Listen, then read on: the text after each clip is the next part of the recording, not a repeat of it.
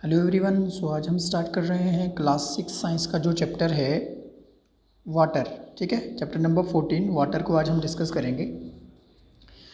तो इसमें सबसे पहले हम बात करेंगे यहाँ पे वाटर की। ठीक है, तो वेरियस यूजेस ऑफ वाटर क्या हैं। We use water for bathing, washing, mopping, cooking, drinking etcetera. ठीक है, तो हम पानी के ये डिफरेंट चीज़ें बाथिंग के लिए यूज़ करते हैं, वॉशिंग के लिए यूज़ करते हैं, ठीक है, मोपिंग के लिए, कुकिंग खाना बनाने के लिए, ड्रिंकिंग के लिए, ठीक है, मतलब पीने के लिए। So factories need lot of water to produce the items required by us. जो हमें चीज़ें ज़रूरत होती हैं, ठीक है, तो फैक्ट्रीज़ को बहुत सारा पानी की ज़रूरत होती है। ठीक है, farmers need lot of water to irrigate the crop. Farmers को भी बहुत ज़्यादा पानी की ज़रूरत होती है ताकि इरीगेशन वो कर सकें और जो फसलें हैं वो अच्छे से बन सकें। दस water is required for many activities. तो पानी जो है वो बहुत सारी एक्टिविटीज़ के लिए ज़रूरी है। ठीक है, तो नेक्स्ट यहाँ पे पढ़ेंगे sources of water. Sources of water का मतलब पानी हमें कहाँ कहाँ से मिलेगा। So we get drinking water from rivers से हमें मिलता है, दरिया से, पॉन्ड से, लेक से, और फ्रॉम ग्राउंड वाटर। ठीक है, ग्राउंड वाटर से भी हमें पानी मिलता है। ठीक है, सो नेक्स्ट आपका आता है water on earth. So about 2/3 of the earth surface is covered with water. जो हमारी ज़मीन है इसका जो अर्थ का जो सरफेस है ये कितने से कवर है, 2/3। ठीक है, मतलब 2/3 का मतलब हो गया नियर अबाउट 70% जो है वो पानी है।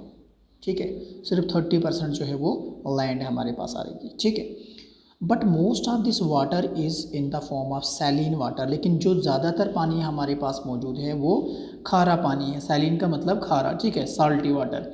इन ओशंस एंड सीज़, सीज़ और ओशंस में जो ज़्यादातर पानी है वो कौन सा है, सैलिन वाटर। ठीक है, खारा पानी, नमकीन। So we can't drink saline water. ठीक है, तो हम सैलिन वाटर को ज़्यादा नहीं पी सकते। Just a minuscule portion of the total water on the earth is available in the form of fresh water। ठीक है, तो इसका मतलब है कि बहुत ही कम पानी हमारे पास है जो फ्रेश वाटर है, मतलब जिसको हम यूज़ कर सकते हैं, जिसको हम पी सकते हैं पीने के लिए। ड्रिंकिंग वाटर हमारे पास बहुत ही कम है। ठीक है, सो नेक्स्ट यहाँ पे अगर हम देखेंगे वाटर साइकिल की बात करेंगे तो वाटर साइकिल क्या होता है। The water on the earth takes the water on the earth keep on changing into 3 states. पानी जो है वो 3 स्टेट्स में कन्वर्ट होता है, जिसमें, ठीक है, पानी जो है वो 3 स्टेट्स में अपना कन्वर्जन करता है। 3 states of matter, solid, liquid और gas. The process of recycling of water into different forms of matter is called water cycle. तो जो प्रोसेस है साइकिलिंग का, वाटर साइकिल का, ठीक है, the process of cycling of water, water का जो साइकिलिंग प्रोसेस है into different forms of matter जैसे solid, liquid and gas is called water cycle. तो मैं वाटर साइकिल के बारे में यहाँ पे आपको बताऊँगा क्या होगा। सबसे पहले जो यहाँ से हीट जो आएगी, ठीक है, सूरज की जो रोशनी आती है वो क्या कर देती है, वो यहाँ पे जो हमारा है जहाँ पे भी कहीं पानी वगैरह है या, ठीक है, तो इस सरफेस से क्या होगा कि यहाँ से जो है वो हीट अप कर देता है इसको। और जब भी पानी, आपको पता है कि जब भी हीट अप हो जाता है पानी तो उसमें क्या हो जाता है कि उसमें एवोपरेशन उसको हम बोलते हैं, वो कन्वर्ट हो जाता है किसमें, वाटर वेपर्स में। तो ये जो है ये वाटर वेपर्स जो यहाँ से आपको दिख रहे हैं, ठीक है, यहाँ पे जो ये वाटर वेपर्स हैं ऊपर की डायरेक्शन में, ठीक है, ये एवोपरेशन हो रहा है, मतलब जब पानी कन्वर्ट हो जाएगा किसमें, वेपर्स में, तो ये यहाँ से जाएगा कहाँ की तरफ, हमारे ऊपर जो एटमॉस्फेयर है, एटमॉस्फेयर में चला जाता है। वहाँ पे क्या होता है कि जब ये कंडेंसेशन हो जाती है, इसकी कंडेंसेशन का मतलब होता है कि जब जो वाटर वेपर्स है वो ठंडे हो जाते हैं तो वो हमें अपीयर होते हैं एज ए क्लाउड्स। वो क्लाउड्स की शक्ल में हमें फिर दिखते हैं। ठीक है, देखिए यहाँ पे भी हमें किसकी शक्ल में दिखते हैं, क्लाउड्स की शक्ल में। उसके बाद क्या होता है कि जब ये बहुत ज़्यादा भारी हो जाते हैं यहाँ पे, ठीक है, तो उसके बाद ये ज़मीन की तरफ फिर से वापस आती है एज अ प्रेसिपिटेशन। प्रेसिपिटेशन का मतलब हो गया यहाँ पे फिर से बारिश, मतलब रेन की शक्ल में ये हमें वापस मिलते हैं। ठीक है, तो यहाँ पे अगर आप देखोगे तो इस तरीके से ये दोबारा से पानी वापस इसमें आ गया, अर्थ सरफेस के ऊपर आ गया। या देखो वाटर यहाँ पे जो यहाँ पे अगर आप देखोगे ये है प्लांट्स। प्लांट्स भी क्या करते हैं, वाटर को वाटर लॉस हो जाता है पत्तों के ज़रिए से, ठीक है, उसको बोलते हैं हम ट्रांसपायरेशन, ठीक है। तो ट्रांसपायरेशन से यहाँ से क्या हो जाएगा, ट्रांसपायरेशन से भी पानी जो है वो कन्वर्ट हो जाता है किस में, वाटर वेपर्स में, हीट की वजह से, तो यहाँ से ऐसा हो जाता है। तो फिर स्नो वगैरह भी पड़ जाती है, कहीं बर्फ़ वगैरह जो पड़ती है वो भी कहीं जो सूरज की रोशनी से है वो भी पिघल जाती है, सूरज की हीट की वजह से वो पिघल जाती है, ठीक है ना। सो इस तरीके से जो है पानी फिर से देखिए यहाँ से पानी ऊपर गया, वहाँ पे ठंडा हो गया, फिर एज अ क्लाउड्स आए, तो क्लाउड्स में क्या हो गया कि वहाँ पे जब ये बूंदें जो हैं वो बहुत ज़्यादा भारी हो जाती हैं, तो फिर ये फिर से कहाँ पे आ जाती हैं, ज़मीन पे आ जाती हैं, और ज़मीन से फिर नदी नालों से ये पानी फिर से कहाँ वापस चला जाता है, यहाँ पे ओशंस में, ठीक है। तो ओशंस में, पॉन्ड्स में वगैरह वगैरह, तो वहाँ से फिर से ये दोबारा से चलता रहता है। तो ये साइकिल जो है ये कंटिन्यूसली चलता जाता है, तो इसी को बोलते हैं वाटर साइकिल, ठीक है। आई होप आपको ये समझ आ गया होगा। नेक्स्ट बात करेंगे आपके पास एवोपरेशन क्या होता है। तो एवोपरेशन मैंने अभी बोला, the process by which water changes into vapour, एक ऐसा प्रोसेस जिसमें वाटर जो है वो कन्वर्ट हो जाता है किसमें, वेपर्स में, इज कॉल्ड एवोपरेशन। वेपर्स का मतलब होते हैं बुखारात, ठीक है, पानी के बुखारात। After evaporation water vapour goes up into the atmosphere, उसके बाद क्या होता है कि वाटर वेपर्स जो होते हैं वो एटमॉस्फेयर में चले जाते हैं। Evaporation happens on all temperatures but higher temperature results in faster rate of evaporation. तो एवोपरेशन जो होगा है वो हम हमेशा जो भी मतलब ऑल टेम्परेचर्स पे एवोपरेशन होता है, लेकिन ज़्यादा एवोपरेशन तब होगा जब जो टेम्परेचर होता है वो बहुत हाई होगा, ठीक है। अब यहाँ पे देखेंगे हम क्लाउड फॉर्मेशन। तो क्लाउड फॉर्मेशन की बात करेंगे कि when water vapour reach is very high in the atmosphere, जब वाटर वेपर्स जो हैं बहुत ऊंची मतलब बहुत हाई चले जाते हैं, एटमॉस्फेयर में ऊंचे चले जाते हैं, इट कंडेंसेस, ये ठंडे हो जाते हैं बिकॉज ऑफ लो टेम्परेचर, क्योंकि बहुत ज़्यादा हाइट जब बढ़ती है, ठीक है, जब मतलब जितना ऊपर हम एटमॉस्फेयर में जाएंगे तो वहाँ पे क्या है कि ये जो है ये ठंडे हो जाते हैं। So this leads to cloud formation, इस तरीके से जो क्लाउड फॉर्मेशन है वो स्टार्ट हो जाती है। When too much water vapour accumulates in the cloud, जब क्लाउड में बहुत ज़्यादा वाटर वेपर जो है वो जमा हो जाते हैं, so it is unable to hold water, वो पानी को फिर होल्ड नहीं कर सकते हैं। The condensed vapours then falls down on the earth in the form of rain और स्नो और स्लीट। तो बाकी जो पानी मतलब कंडेंस वाटर जो है वो क्या हो जाता है कि हैवी हो जाता है वहाँ पे, और वो बारिश की शक्ल में, स्नो की शक्ल में, या हेल्स आपने देखे होंगे, ठीक है, तो ओलों की शक्ल में वो ज़मीन पे आ गिरता है। दस the water which escapes from the earth surface comes back, तो इसी तरीके से वाटर जो अर्थ सरफेस से गया था एटमॉस्फेयर में वापस से वहीं पे आ गया। The rain water comes down on the ground, दोबारा से पानी जो रेन वाटर है वो ग्राउंड पे आ जाता है, and flows to the rivers से जाता है, पॉन्ड्स में जाता है, and finally to the ocean. तो जब ओशन से ही ज़्यादा ऑपरेशन होता है तो ओशन में ही वो पानी वापस से पहुंच जाता है। So some of the rain water seeps down the ground to recharge ground water, ठीक है।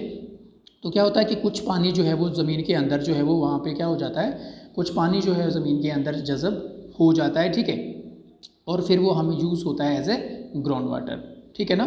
सो अब है प्रॉब्लम्स ऑफ हैवी रेन्स। अगर क्या होगा कि अगर बहुत ज़्यादा बारिश होती है तो क्या होगा, heavy rains can lead to floods, तो बहुत सारे फ्लड्स आ सकते हैं। अगर बहुत ज़्यादा बारिश होगी तो फ्लड्स आएंगे। The rivers overflow during flood and inundate the surrounding areas, तो जो सराउंडिंग एरियाज़ होंगे जब बहुत ज़्यादा बारिश होगी तो यही क्या होगा कि जो दरिया हैं उनमें पानी जो है वो बहुत ज़्यादा बढ़ेगा, और उस वजह से उनके जो सराउंडिंग एरियाज़ को वो तबाह कर देता है, ठीक है। Crops, horses and livestock are badly affected during flood, तो फ्लड के टाइम में क्या होता है कि जो फसलें होती हैं वो भी ख़राब हो जाती हैं, घर उजड़ जाते हैं, ठीक है, एंड लाइव स्टॉक जो हमारा होता है वो उन पे बहुत ज़्यादा असर पड़ता है। So floods even affects the wild animals पे भी असर पड़ता है, किसका, फ्लड्स का। Recent floods in Kaziranga wildlife sanctuary, ठीक है, जो फ्लड आया था काजीरंगा वाइल्ड लाइफ सेंचुरी में, ठीक है, तो उसकी वजह से बहुत सारी प्रॉब्लम्स हुई थी, ठीक है। नेक्स्ट हम बात करेंगे प्रॉब्लम्स ऑफ नो रेन। अब अगर बारिश नहीं होगी तो तब भी प्रॉब्लम है। Some areas don't receive rainfall for a long time, कुछ एरियाज़ जो होते हैं वो बहुत लंबे समय के लिए अगर वहाँ पे बारिश नहीं आती है, in that case the area suffers from severe drought, तो वहाँ पे क्या होता है कि वहाँ पे कहत साली पड़ती है, मतलब सूखा पड़ता है। Drought leads to crop failure, अगर सूखा पड़ता है तो क्या हो जाएगा, क्रॉप जो है वो फेल हो जाएंगी, सूख जाएंगी, फसलें बनेगी नहीं। And shortage of drinking water भी, मतलब जब बहुत ज़्यादा गर्मी होगी तो बारिश का जो पानी है, मतलब बारिश जो है वो होगी नहीं, तो उसकी वजह से क्या होगा कि जो हमारे पास चश्मे वगैरह हैं वो भी सूखने लगते हैं, मतलब पानी कम होने लगता है। So people and cattle have to suffer the problems because of drought. तो लोगों को भी बहुत ज़्यादा प्रॉब्लम्स आती हैं अगर ड्रॉट पड़ता है, और जो कैटल वगैरह होते हैं हमारे, ठीक है, माल मवेशी जो होते हैं उनमें भी बहुत प्रॉब्लम्स होती हैं। So while people are forced to migrate to the other places, cattle often die in case of drought. तो क्या किया जाता है कि मैक्सिमम लोगों को क्या किया जाता है कि वो बोला जाता है कि आप माइग्रेट करो एक जगह से दूसरी जगह, उनको माइग्रेट करना पड़ता है और कैटल्स को भी लेना पड़ता है। और ड्रॉट्स में क्या होता है कि अगर बहुत ज़्यादा सूखा पड़ेगा तो उनको घास कहाँ से देना है, बाकी जो पानी वगैरह है वो कहाँ से पिलाना, बहुत सारी चीज़ें हैं जिसकी वजह से जो हमारे कैटल है वो क्या हो जाते हैं, मर जाते हैं, ठीक है। सो नेक्स्ट आता है, लास्ट टॉपिक आपका है रेन वाटर हार्वेस्टिंग। क्या होता है रेन वाटर हार्वेस्टिंग का मतलब है जब बारिश का पानी जो आता है वो कहाँ पड़ता है, हमारी छत के ऊपर, ठीक है, घर के छत के ऊपर या ज़मीन पे, तो क्या करेंगे हम उसको हार्वेस्ट करेंगे, मतलब उसको कलेक्ट करेंगे किसी जगह पे, उसको बोलते हैं रेन वाटर हार्वेस्टिंग। और उसको हम उस टाइम यूज़ करेंगे जब हमें उसकी ज़रूरत होगी। Most of the rain water goes waste as run off, मतलब जब बारिश का पानी आता है तो ऐसे बह के चला जाता है। This water can be channelised to recharge ground water और can be stored in tanks for later use. तो हम क्या कर सकते हैं, इसको टैंक्स में डाल सकते हैं, ठीक है। तो ये क्या करेगा, हमारे ग्राउंड वाटर को जो है वो रिचार्जेबल करेगा, ठीक है, ये वाटर।